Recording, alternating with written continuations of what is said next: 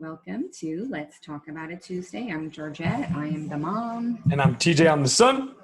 And we both study and work in the field of psychology, and we are passionate about sharing what we know with you so that you can live your best life. Bam. All right, so today we're going to talk about overthinking. Overthinking involves typically two unproductive thought patterns. Rumination, which is thinking about the past, and worrying, which is concern over the future. Yeah. Only place where anxiety and stress can live is in the future and in the past. Yeah, I love that. Well, I don't love it, but I understand it and I get it, and I'm happy to do both. Overthinking involves obsessive thoughts, right? But interesting enough, they're not just words, they're also images. So if you're an overthinker like I am, you get that. You understand what that means. You are thinking about scenarios in your head. You're visualizing them. It's what we do. Yeah, the thoughts become so powerful. They become something that we see in our head and we replay them, and we get to the point that it starts to, create more of that rumination, more likelihood of the negative emotions, because we're continuously practicing building that habit towards overthinking and succumbing and kind of responding to some of those unhelpful things that we just mentioned. Right. So I mentioned I'm a perfectionist. I didn't mention that, but that is the reason why I think I overthink. And if you didn't hear what I just said, I think about overthinking. I think we all do to some degree, right? Yeah. I can put together a lesson plan for a class and revise it and revise it and revise it. And then finally I think, enough. It's very good.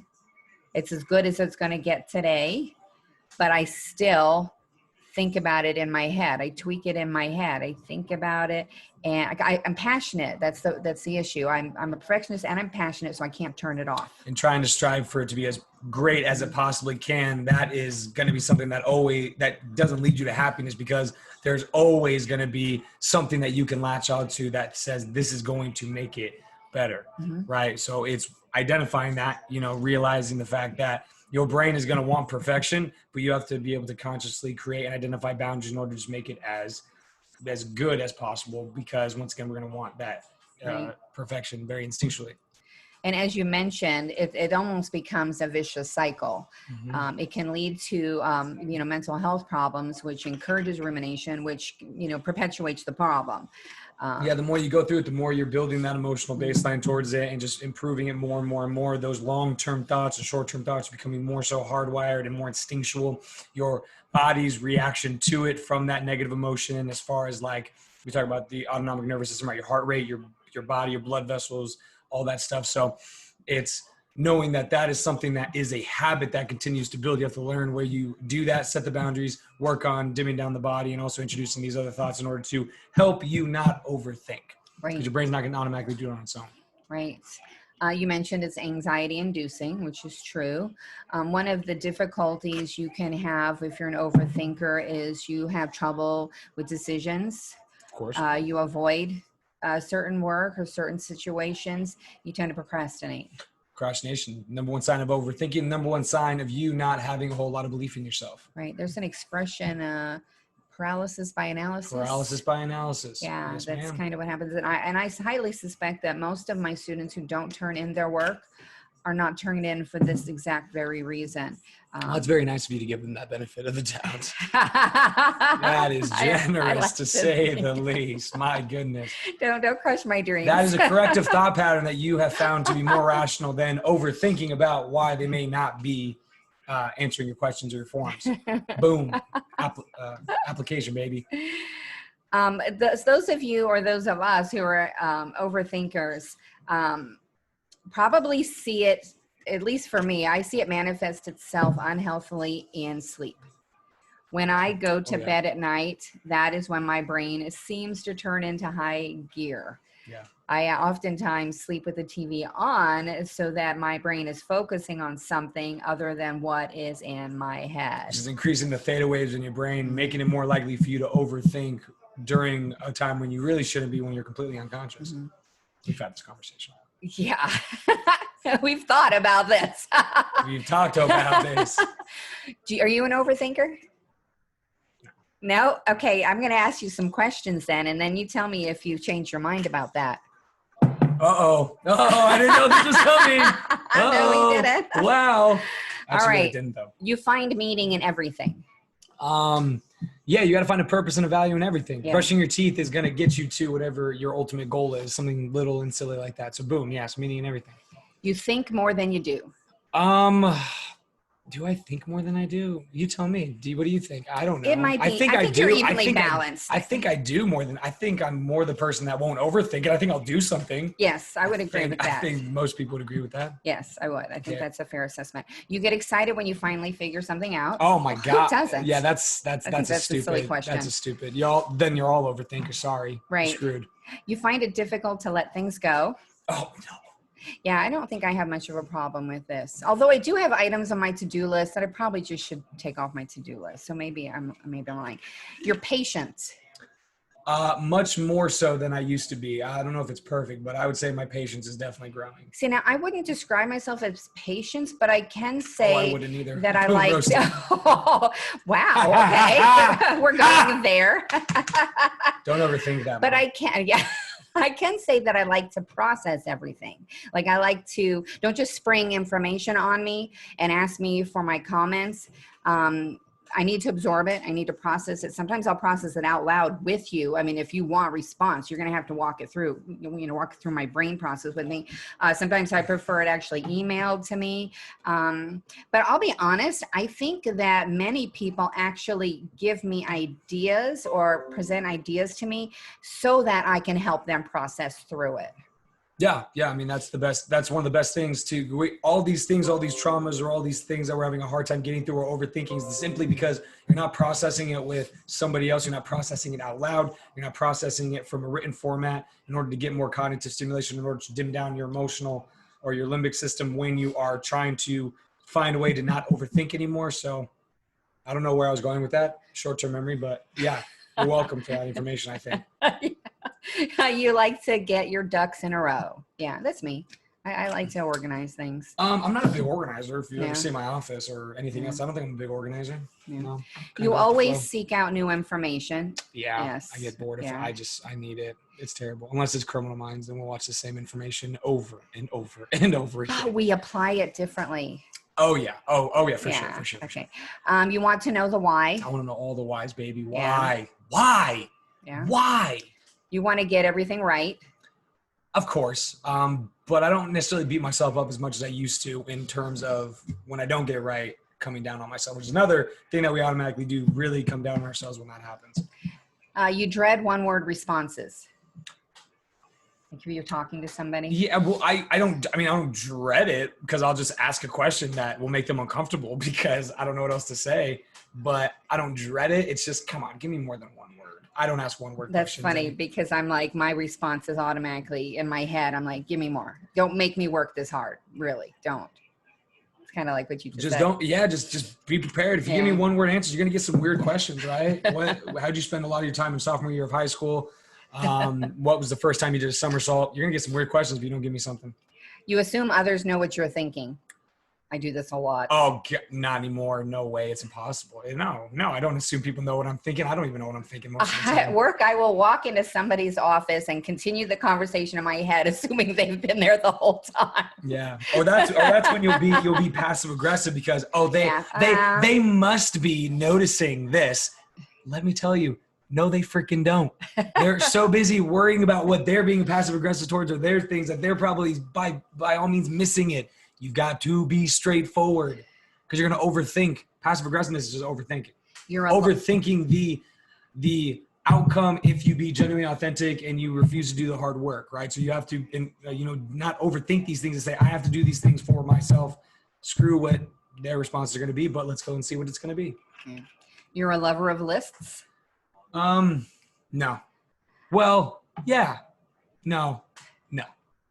I don't think so. I am. I need a list. My problem is the list is in my head, which is where all the thinking happens. So we're going to get to that. I hate when people say that nonsense. Don't leave it up here. This is crazy, y'all. 50 to 70,000 thoughts in a day. Put it on a piece of paper. Makes it more real. Makes it more separated from that emotional standpoint. It gives you more of that third party view. It really does work. You look forward to doing things that calm your mind. Hell yeah. Yeah, I love my alone time. But a lot of people need to find things that calm their mind, right? Yeah. Little things like art therapy stops you from overthinking, because the simple act of you trying to draw in a line, Focus, right? yeah. You're utilizing so many resources in your prefrontal cortex because you're taking your behavioral part of you so far away from what we instinctually want to do, which is fight, flight, or freeze, dimming down the limbic system and allowing you to not feel the emotions or some of those automatic thoughts or some of those schemas so strongly. So yeah, little things like can calm you in cognitive stimulation, because for a lot of us, this overthinking is caused by anxiety. A negative emotion is caused from not being able to find things in your day that relax you. Okay. We used to think that happiness was the main goal, but when you find peace and content, it's much easier to pick and choose what emotions you want. Boom. You analyze people. Y'all, we can't turn it off. You can't turn it off. It's horrible. It's horrible. It's horrible. It's horrible. I can't say anything else other than it's horrible. You think critically. Yeah. No, I'm usually pretty nice. Like no, critical? You're a critical thinker. Like you dive deep Yeah. into issues. Maybe not every issue, but issues you're interested in. I annoy my friends because I do that all the time. Yeah. So what can you do if you're an overthinker? What can you do? Well, TJ's already hit on a lot of them already. And I don't read the notes early on, people. He didn't even know until 2 minutes before we started it was on overthinking. I didn't know which one we were doing. Yeah. So know your triggers. So one of my triggers is quantity of information. Mm-hmm. If there are a lot system overload. Yeah, if there are a lot of tasks associated with a problem, even if it's a minor problem, that will weigh more heavily on my mind than a difficult problem with 1 or 2 tasks assigned to it. And then so paralysis because of that analysis. So after a certain number of things in my brain, I just become overwhelmed. And when you know your triggers, know all of the things that come with it, listing all of the long-term and short-term thoughts that you have towards it or that could be possible. Mm-hmm. All of the impossible emotions, not just one, not all angry, just try to come up with 4 or 5 that really, highlight that as much as possible. Think about how it makes you feel physically. Do you hold a lot of tension in your shoulder, in your stomach, in your hands, so on and so forth, and then finding out behaviorally what you felt impulsed to do and maybe some behaviors that you want to do instead. Because once again, that brings back control, that limits the overthinking that's coming from that emotional pull, because you are getting more of your own conscious thoughts, filling in those short-term and long-term thoughts for the future. So really identifying and really diving into all the things that have to do with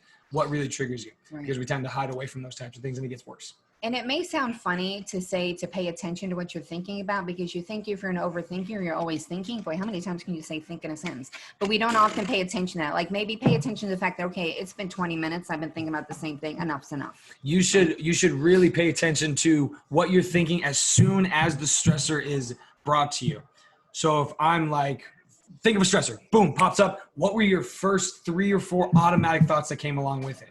And it may be hard to peel back those layers, but the more you can do that, the more you peel back those subconscious thought patterns, the dim down the emotional responses, get more control from a behavioral standpoint, and hopefully improve on your overthinking, because it is something that can be worked on, whereas a lot of people think that it's just a byproduct of being human. Overthinking can be futile. You have to understand that. And when you understand that, focus on active problem solving. Active problem. So yeah, I've, you get them in groups sometimes, like find your purpose. It's like, well, what does that mean? It's like you can't overthink those types of things. Like, what do you like to do? What is active? What is something that is tangible or something you can put down on a piece of paper? Because it's like, oh, I want the respect of everybody. It's like, how do you know if you get that? Right? How can you do that? Because you're going to overthink more so from an emotional standpoint instead of logic, and create this monster, this issue, right? Challenge your negative thoughts. Change the channel. You have to change the channel. And it's not necessarily talking about toxic positivity. It is, you have to find some way to make it either annoyingly positive or annoyingly rational. Either one, it will dim down, once again, that emotional response and cause you not to do so much overthinking. So if you don't challenge your negative thoughts are going to naturally keep coming more and more. And the more you do it, the stronger it's going to get. And the stronger it gets, the more you're going to feel a lack of control, and the more that you're not going to think that this works. But everything we're saying, getting through some of that discomfort, actually a lot of that discomfort, is what's going to help you, is challenging it. Challenge your perfectionist tendencies. We talked about that earlier. Nothing to add there. Yeah, of course. Yeah. Just what's your own definition of correct or good, not perfect. And maybe understanding too that you can take the best speech ever written in history and look at it today and rewrite it. It'd be a good topic. Right. It'd be a good debate. Yeah. Best speech of all time. That's not important. Continue. Distract yourself. Yeah, So, behaviorally, when your thoughts and emotions are not under your control, those are the two hardest things to control. But if you find behaviors that science says when you do these things, you release more dopamine, or you have, these are more considered behavioral activations. When you're not feeling like it, or your thoughts are crazy, you're overthinking, do these things. And then it will, once again, relax you. If a lot of us aren't getting where we want to be because we're just not even behaviorally doing what we're supposed to be doing.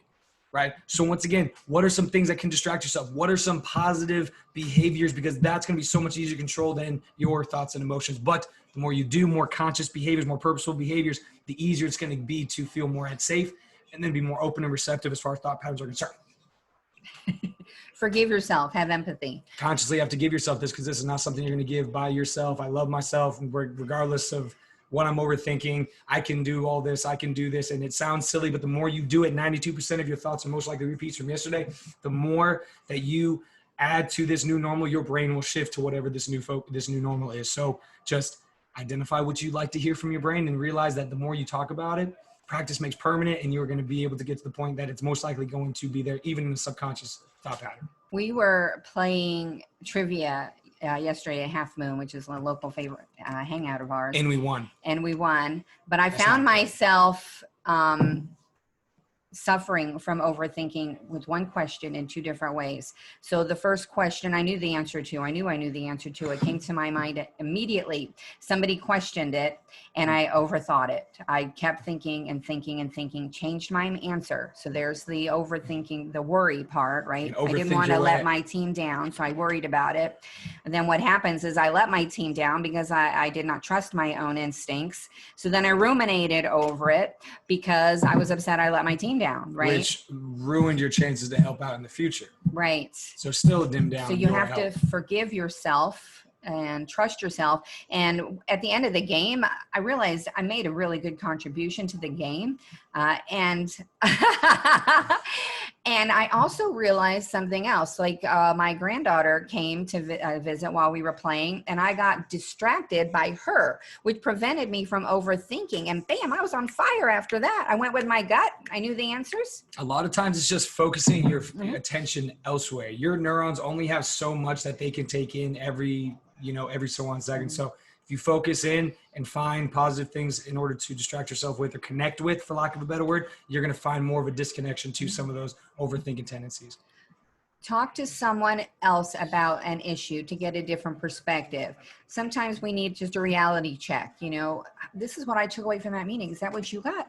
If it isn't, then move on, right? If it is, then maybe you need to do a little bit more active thinking about it. Asking yourself what you would tell a friend that came to you about some of these things that you're overthinking, because you're most likely to be more nice to other people, more concrete, more straightforward, and less emotional, right? Or, thinking about what are the pros and cons of me continuing to overthink this way, because a lot of the cons is, and just to sum it all up, there's do smaller ones because that makes a hell of a list, but the more you overthink, the more you sacrifice more and more of your life. More and more of your conscious thoughts, more and more of your conscious behavioral activations in order to get you to whatever you deem to be, what you're trying to do in the day. Schedule time for reflection, set boundaries for yourself. If you catch yourself overthinking on something, stop it and schedule that time for later in the day. Because later in the day, you might have a whole different perspective. Write it down, cognitive stimulation. And that's our next point. Writing it down. When you put something on paper, you're allowing yourself, at least I am allowing myself to get it off my brain. One less thing on my brain because I've got it on paper. I don't have to remember it. I don't have to think about it. It's on paper. It almost transfers it to the piece of paper. The more you write, the more you're transferring that negative emotion or that overthinking or anxiety onto the piece of paper. Right. Practice mindfulness. So instead of rehashing the past, which is that rumination, or worrying about the future, focus on the present. Yeah. Because the more present that you can get yourself to think, the more likely you are going to feel an overall sense of safety. The more safety and control that you feel, the less you're bombarded by stimuli. The less you're bombarded by stimuli, the more likely that you are to be in control of all your short-term and long-term thoughts. The more likely you are to have a better control over your amygdala, which triggers the emotional baselines. The more likely your Your hypothalamus will be a little bit more relaxed because it's more training, trying to keep it in the moment, as opposed to the hippocampus or the hypothalamus, which is trying to do that fight, flight, or freeze response, always trying to get you to be alert. And once again, I don't know where I was going with that, but you're welcome. It was good. Boom. I don't even know anymore. Some tendencies that overthinkers have can actually be good things. You know, that whole critical thinking, the diving deeper. We gain more insight, I think, than some people do. We're constantly learning and improving.